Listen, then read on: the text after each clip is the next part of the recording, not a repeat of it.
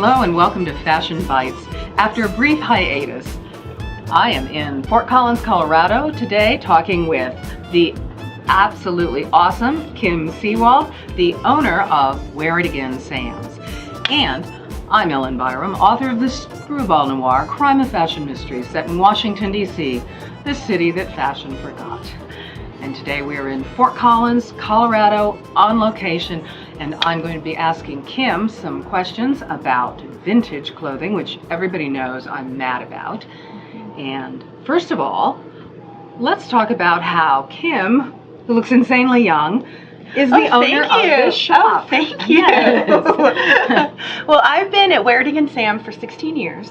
I started here just working a couple days a week, and 5 years ago I quit my other job to be here full time, and I have saved my money and planted my dreams, and the beginning of this year, the actual prospect of buying the shop came into light, and on June 1st I bought the shop.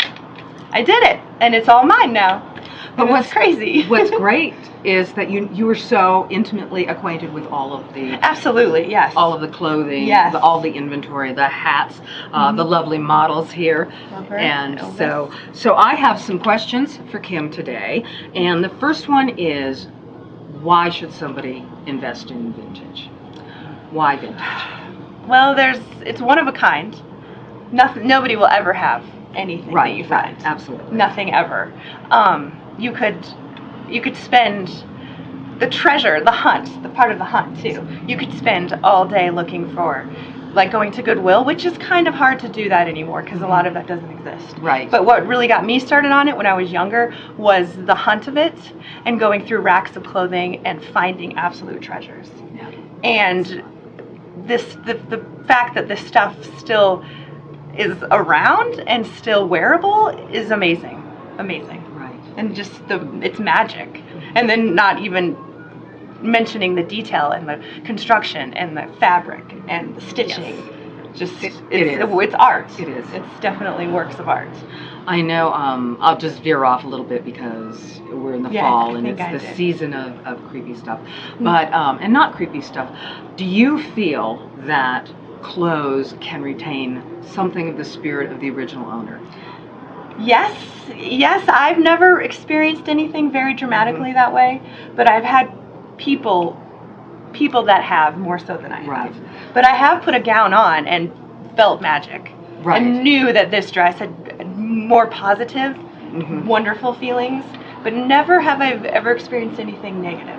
Right. No, I haven't either. I just bring it up because I have an incredible suit that I wear, and I would put it on one time, and it was like I got this message. It said, "You're supposed to wear Chanel No. 5 with this suit." Yes.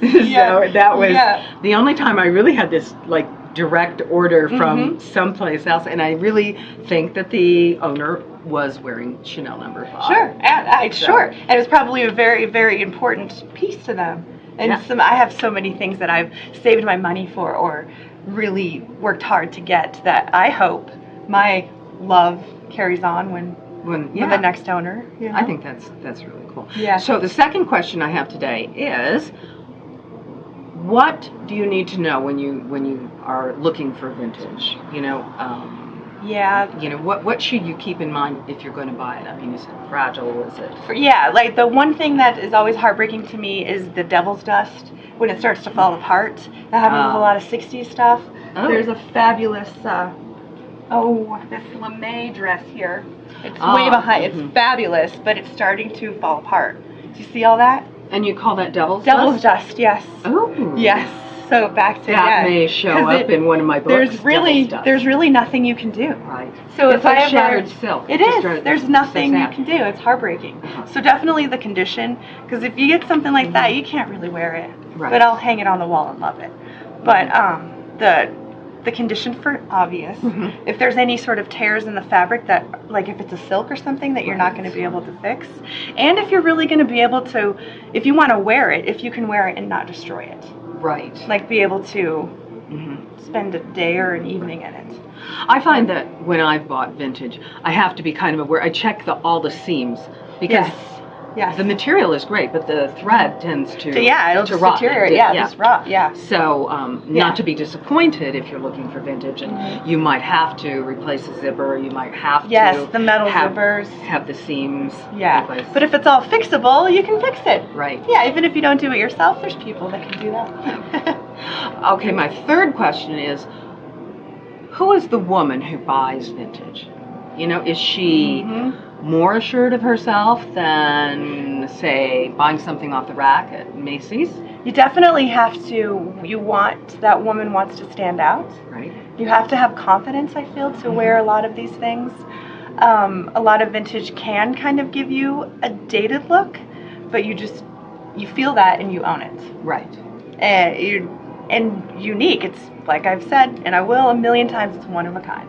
Right. You will never be anybody but that piece. You will wear that piece.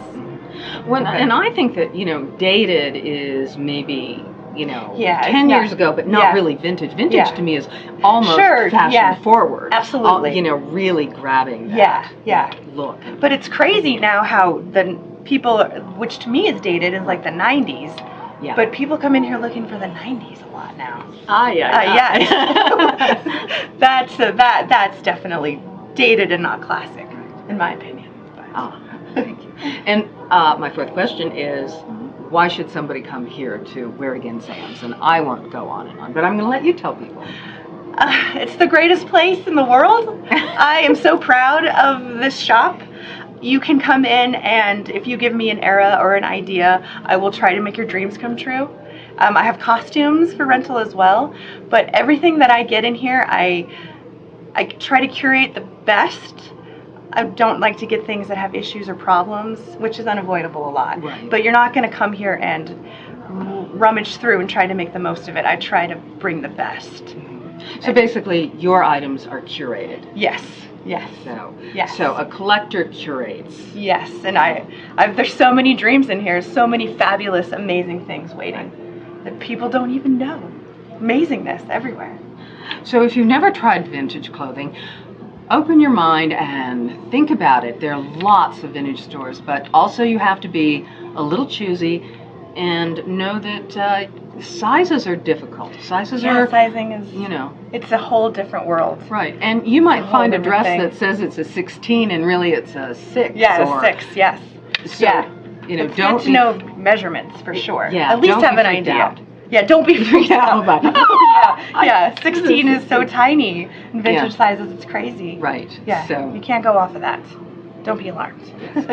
So come to Wear It Again Sam's or your favorite vintage store in your town, and if you have a great place, do let me know about it.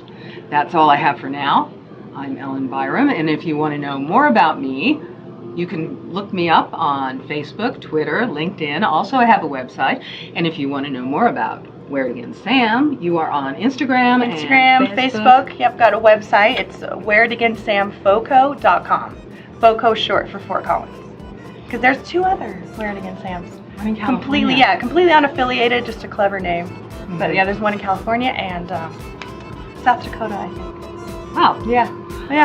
Okay, well that's it for today. Have a pleasant week, and we'll see you next time.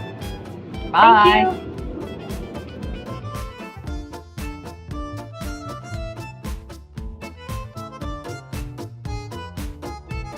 Right? Just one thing after another. Okay. She was lovely. I love her. I know, she's one of my favorites. This hat is amazing. Look how old that is, yeah. Wow. It's like 1910-ish, I bet you. I love that. That is music too loud or anything? Oh no. Okay, we're good. Okay. This is very Enchanted April. Yes, it is. You know? Yes.